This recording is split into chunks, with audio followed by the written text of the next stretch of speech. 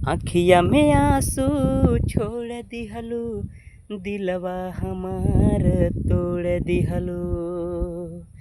ओ अखिया में आंसू छोड़ दिहलू, दिलवा हमार तोड़ दिहलू। प्यार में कैले हम कई सन खता,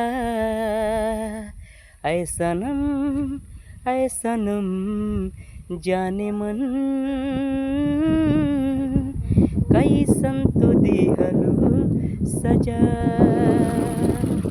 ऐ सनम जाने मन कैसन तू दिहलू सजा।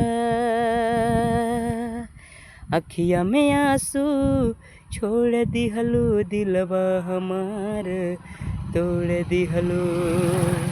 अखिया में आंसू छोड़ दिहलू, दिलवा हमार तोड़ दिहलू।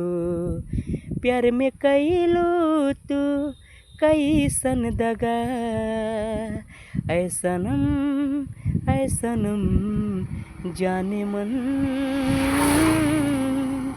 कैसन तू दिहलू सजा।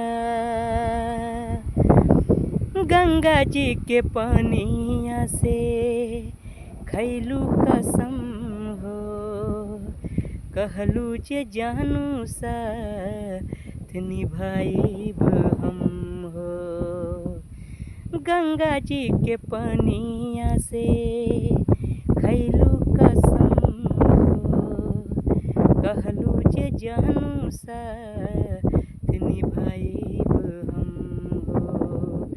ओ हमरे दिल में अगिया लगवलू, जाने आपन बगिया सजवलू। ओ हमरे दिल में अगिया लगवलू, जाने आपन बगिया सजवलू। प्यार में भइल कई सन खता, ऐ सनम जाने मन कैसन तू दिहलू सजा। ऐ सनम जाने मन कैसन तू दिहलू सजा। जी भाई साहब, आपको प्रणाम, आप सभी लोगों को। और मैं विनोद कुमार बरनवाल, और मेरा आज शाम तक एक गाना आ रहा है, चुम्मा दे दो। और मेरे YouTube चैनल का नाम है विनोद कुमार बरनवाल, और मेरे गाने का नाम है चुम्मा दे दो। आप लोग देखिए और मुझे सपोर्ट करिए। आप लोगों को लाख लाख धन्यवाद। आप लोग को लाख लाख धन्यवाद जी। ओके बाय, नमस्ते भाई जी।